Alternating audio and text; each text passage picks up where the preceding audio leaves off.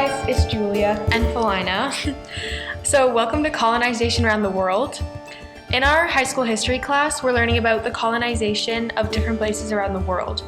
So I just wanted to let you guys know we are not a voice for the Scottish people. We are just basing our information on archaeological and written historic evidence. So we know Scottish traditions may differ, and we are not the authority on oral traditions, but we fully respect the narrative and encourage you, the listener, to find out more.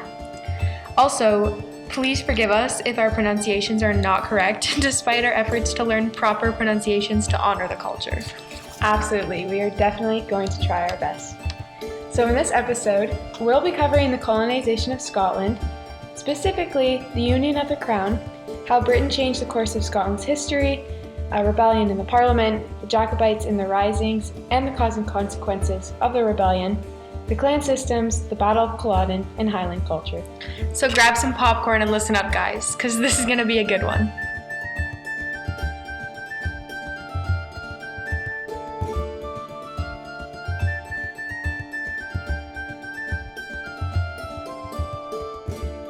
Let's go back in time to 1603.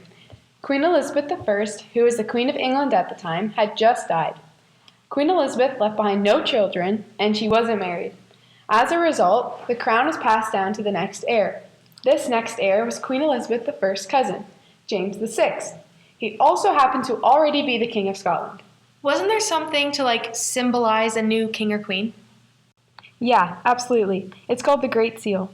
The Great Seal is created at the beginning of each monarch's reign and is a very important symbol to represent them.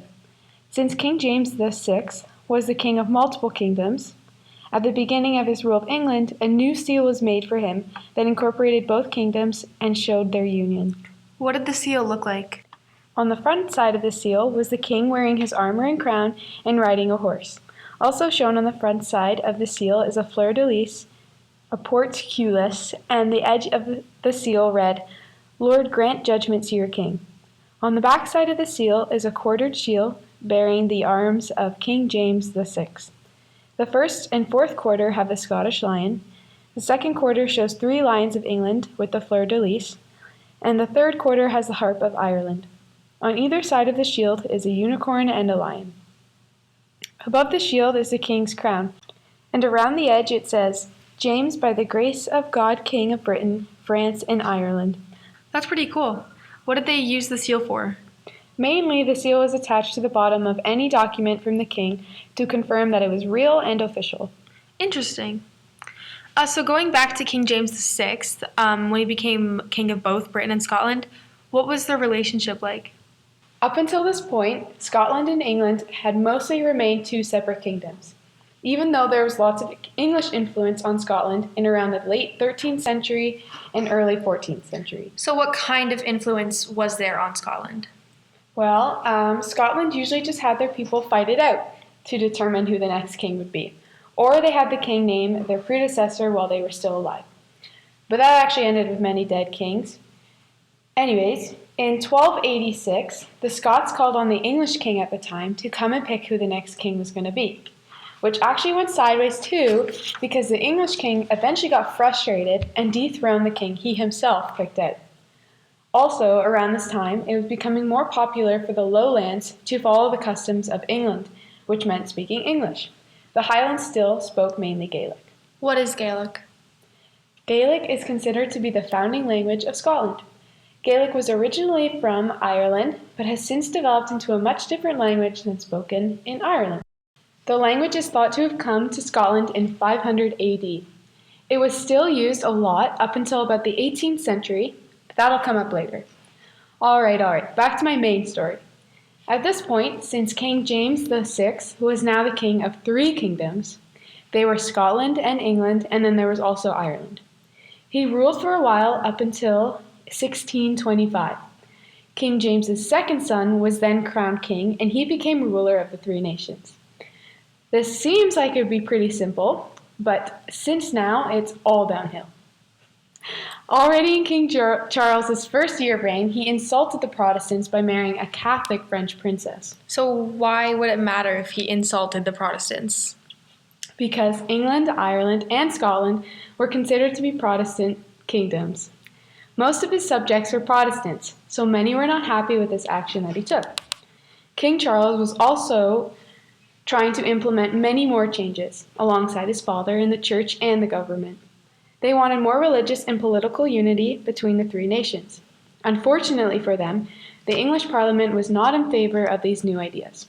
Like, at all. So what happened? Well, they completely rejected his ideas, and as a result of his frustration, King Charles actually dissolved the entire Parliament several times and even ruled completely without them in 1629. This was known as the period of personal rule. That's definitely one way to get rid of a problem. Yeah, exactly. The feud between King, Parliament, and the Church of Scotland got so bad it actually led to the beginning of the First English Civil War, or the War of Three Kingdoms. So were those two wars the same thing? Sort of.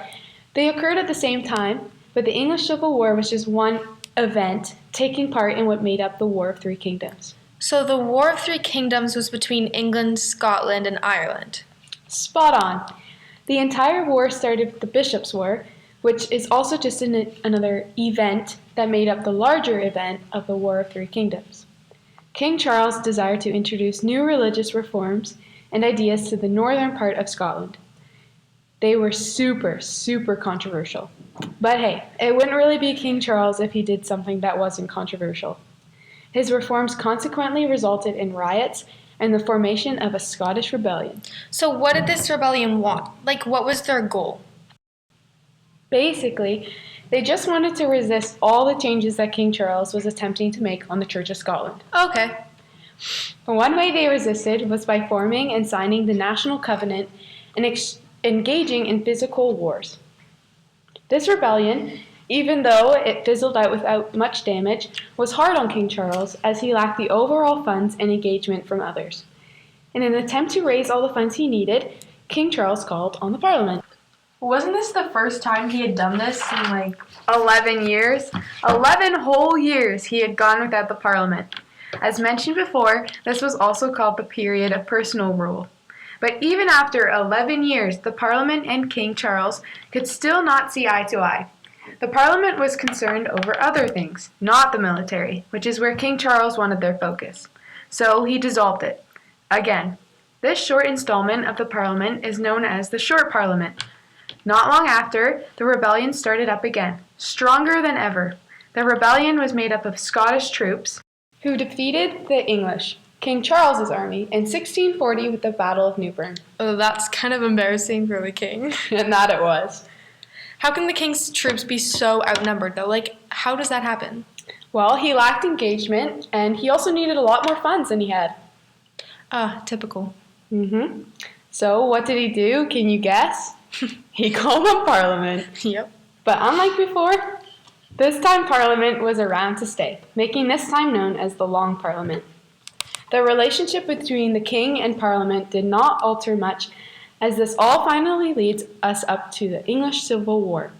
The First English Civil War was caused by the long-term unhealthy relationship that King Charles and the Parliament had going on because of all the unrest in Scotland and Ireland. One side of England chose to support the king. And they were called the Cavaliers. Yep. And the other half of England chose to support their parliament. And they were called the Parliamentarians. You got it.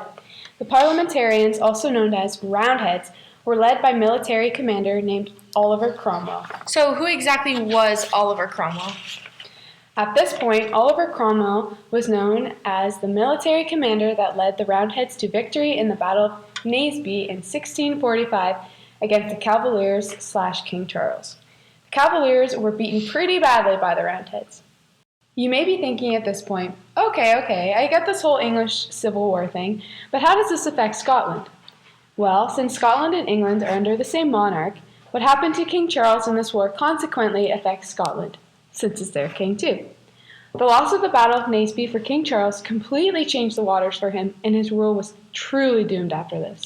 And so what happened to King Charles? Well, the Parliament just got to be very frustrated with King Charles, and they were so fed up with his attempts to regain or maintain power. He was found guilty of treason and beheaded after Cromwell won the war against the king.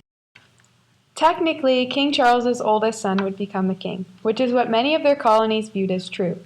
However, Oliver Cromwell and all his supporters refused to acknowledge this. Also, since England won the war with Oliver Cromwell, they now have dominance in politics. So you've mentioned Oliver Cromwell a few times now. I'm curious, what roles did he play? What was his significance? Well, as we know, Oliver Cromwell was a military commander that led the Roundheads to victory. But before this role, Oliver Cromwell was just a very faithful member of the Roundhead army. Through his commitment and good work, he was promoted to the position of lieutenant general for the largest regional army the parliamentarians had. He was then promoted again to the position of second in command for the main army the parliamentarians had just newly formed, New Model Army. As a result of all the military success that Oliver Cromwell had, his political influence increased greatly. Oliver Cromwell believed that King Charles needs to be executed, and he was the third MP to sign King Charles's death warrant. After the king was executed, the Commonwealth of England was introduced, and Cromwell led the campaigns to have control of Ireland and then Scotland in 1650 with the Battle of Dunbar. So, who was the Battle of Dunbar between? The Battle of Dunbar was fought between Oliver Cromwell and his British army and the Scottish army, which was led by David Leslie. It was a hard battle fought strongly by both sides. On September 3rd, 1650, the English army took the victory after southern Scotland surrendered. Within the next 2 years, the Battle of Worcester occurred. This was another battle fought between the Scots and English. King Charles II. Reminder, King Charles II was the son of King Charles I, the one who was executed. Yeah. King Charles II wanted to regain his place on the throne. The English army won again, and King Charles II fled to France. After these 2 years, the Scottish Highlands and the islands were also under English control, in addition to southern Scotland. For the next 10 years, Scotland was under English control. In these 10 years, England, Ireland, and Scotland became a part of one single state, and they ruled by one single government across the three of them. There was no more wishy-washy government thing anymore. In the 8th year of this period of control under the English, Oliver Cromwell dies. A consequence of Cromwell's death is the political uncertainty that followed.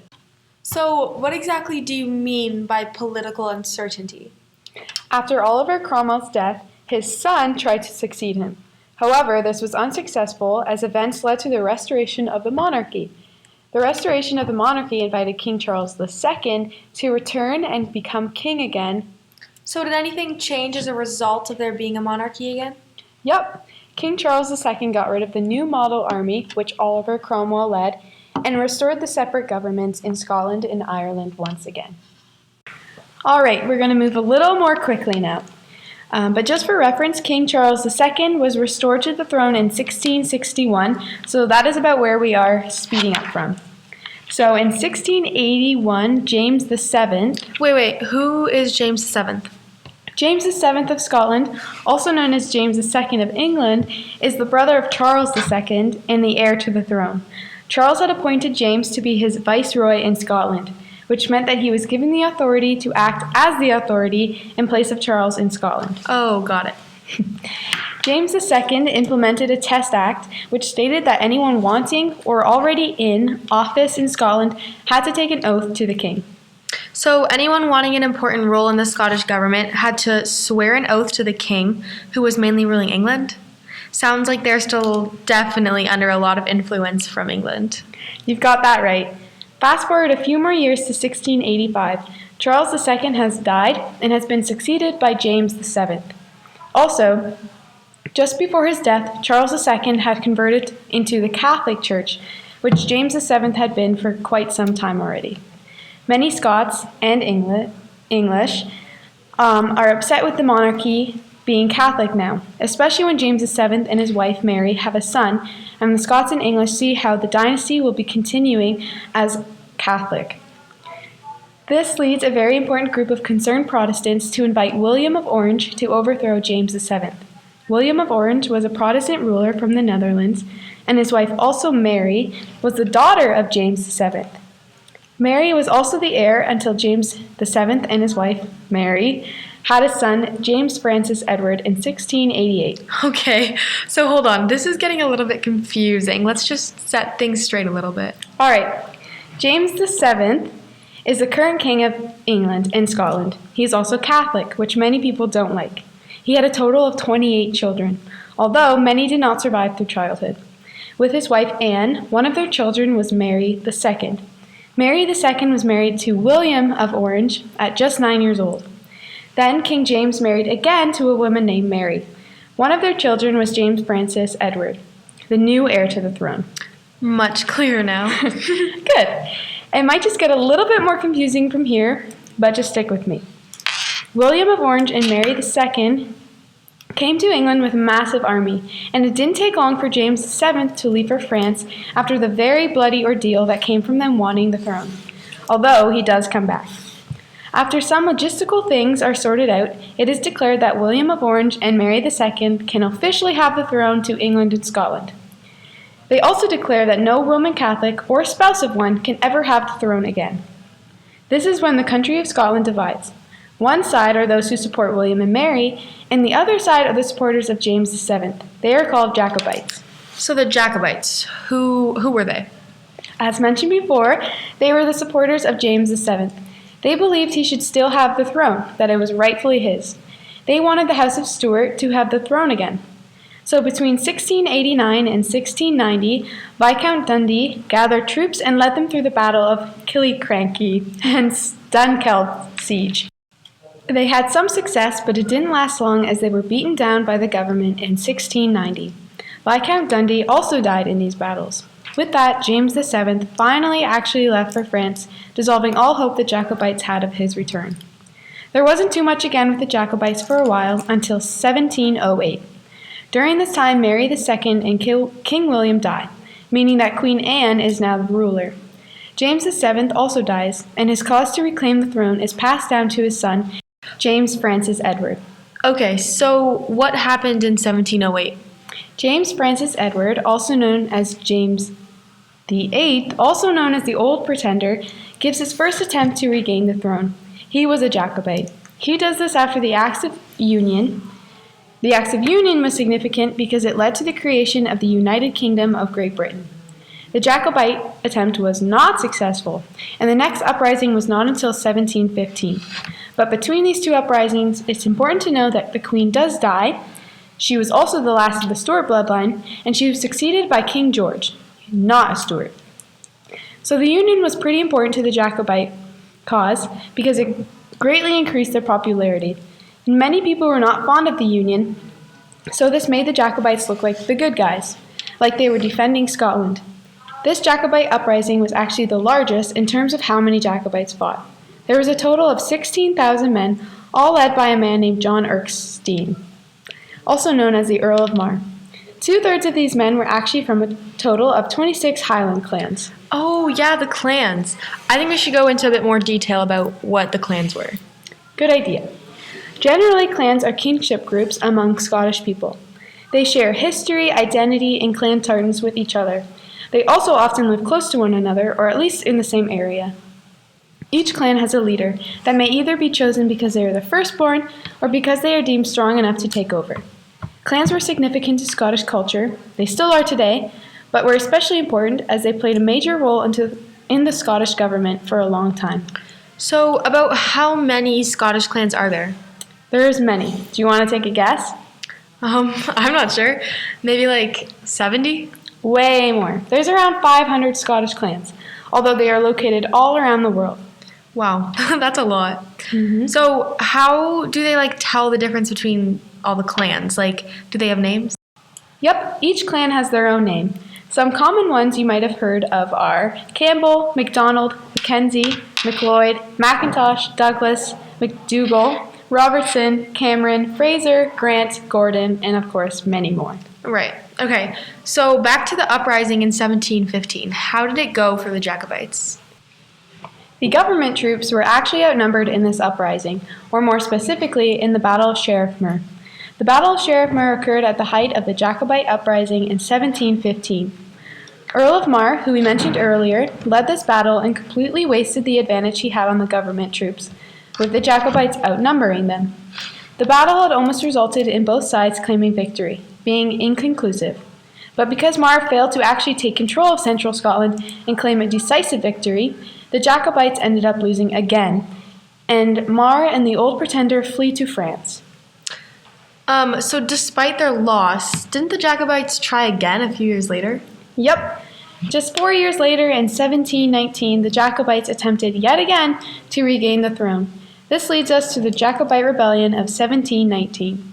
This rebellion is often forgotten about, as most focus on the uprisings in 1715 and 1745. In this uprising, the Jacobites had help from Spain. Why would Spain want to help? Really, Spain just wanted to cause trouble for Britain, as Spain desired to conquer some more territory in Europe. The Pretender is also back from France at this point because the French forged an alliance with England, making it no longer a good place for the Pretender to live. However, the Jacobites were not mainly led by him. It was led by a man named George Keith, Earl of Marischal. In this battle, the Jacobites actually had a very clear plan, but the unfortunate weather really messed everything up for them. It was also planned for the Highland clans to join the troops that made it through the weather, but the clans were very hesitant to do so, as they wanted more clarity from the troops waiting for better weather, the larger group of troops. So the small set of troops went out without the Highland clans, making their numbers way lower than expected. After about a month, the small troop learned that the main, larger troop was never actually going to come and help them. They were all on their own.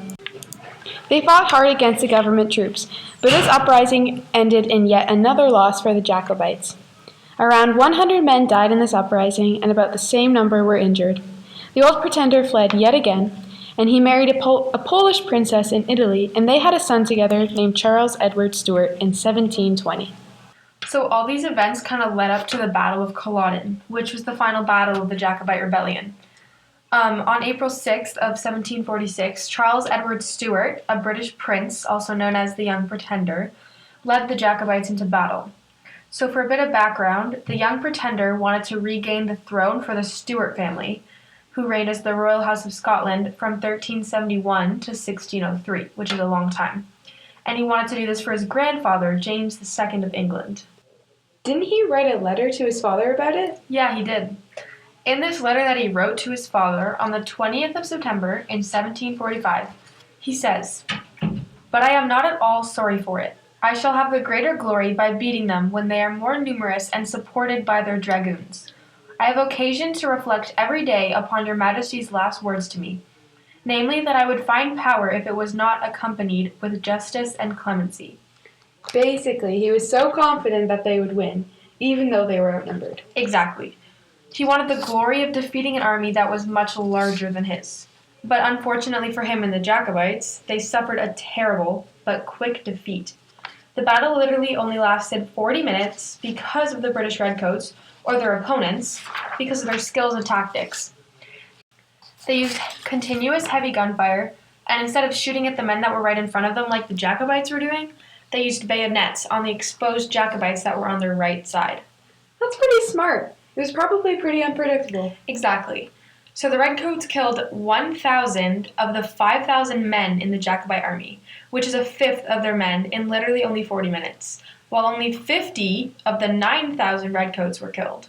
Those numbers give you a pretty good idea of how bad the loss really was. Yeah, and even though it was such a short battle, it still really influenced Scotland's history through all the events and the consequences that followed it.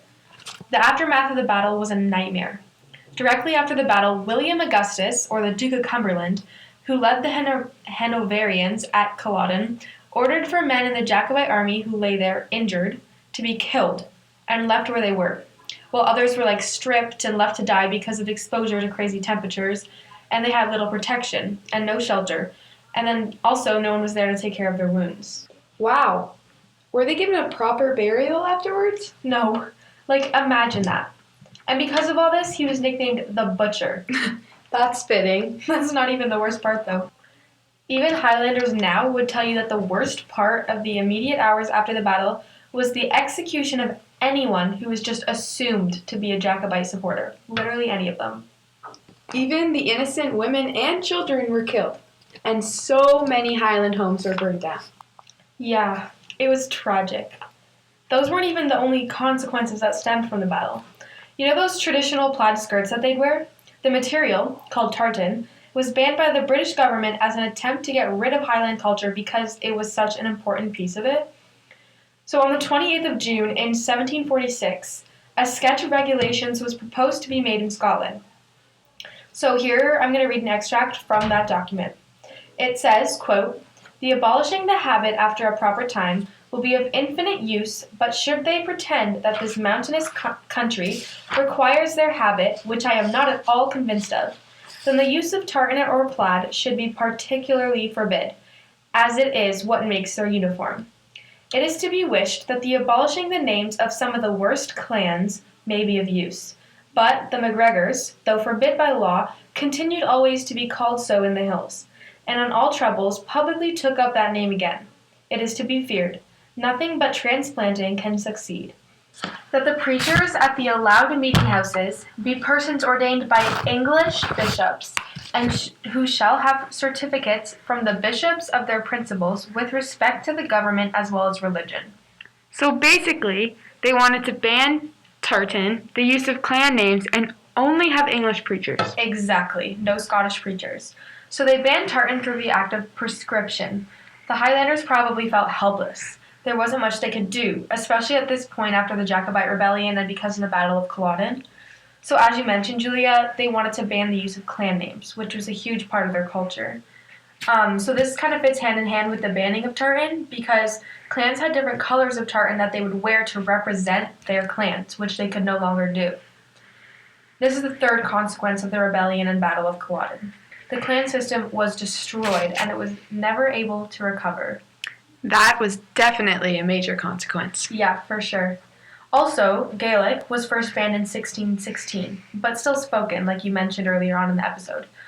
This is another consequence because the language was further suppressed after the Battle of Culloden, which ended the rebellion. Children were even beaten in schools if they were caught speaking their own language. The effects of this are still felt today because it's now considered to be at risk of dying out, and only about 60,000 Scots speak their language still today. Wow, that really is not a lot. Yeah, and that gives you a pretty good idea of the effects that banning a language can have. And remember Charles Edward Stuart? After the banning of the Scottish language, tartan clans, and the beginning to the loss of their culture, Charles Stuart, or as we like to call him, the Young Pretender, was exiled in 1748. This happened under the terms of Aix-la-Chapelle, that treaty that ended the Austrian War of Succession, which had been happening at the same time as the Jacobite Rebellion, but it ended in 1748. The British basically wanted to reverse his efforts, and this was one of their ways of doing that. Exactly. So as you've all just heard throughout this episode, this period of Scotland's history affected them a lot, which is why Britain's colonization over Scotland and all the consequences that followed the Battle of Culloden is so historically significant. These significant events also led many Scottish people to move out of country, bringing their background and what was left of their culture to new and different places. So, let's do a little recap. We started in 1603 with the death of Queen Elizabeth I. With her death, we saw Scotland and England fall under the same monarch. England has always had lots of influence on Scotland, but it greatly increased after the union of the crown. We went through many changes in the monarchy. We saw the rulers King James VI, King Charles I, Oliver Cromwell, King Charles II, James VII or James II of England, King William, Queen Anne, and King Charles. With each leader, we saw how they interacted with the Parliament, the Protestant Church, the Catholic Church, and how the consequences of their actions and decisions led to Scottish rebellions and some wars and battles such as the Battle of Naseby, the War of Three Kingdoms, and the Battle of Dunbar. We also looked at leaders who strived to be ruler, like James VII again when he was overthrown, and his son James Francis Edward, how their will to become king again formed the Jacobites and motivated their rebellions. We went through the Jacobite uprisings in 1708, in 1715, and 1719. Throughout, we discovered different aspects of Scottish culture, such as Gaelic and clans, and the consequences they faced because of English influence. Then, of course, the young pretender led the Jacobites into the Battle of Culloden, a quick but terrible defeat that only lasted 40 minutes. The Scottish people suffered through many consequences after the battle: execution of the Jacobites and anyone thought to be a supporter, Highland homes being burnt down, the banning of tartan, suppression of the Gaelic language, and the clan system being destroyed. Scottish and Highland culture was not the same after these events. It really is a tragic story.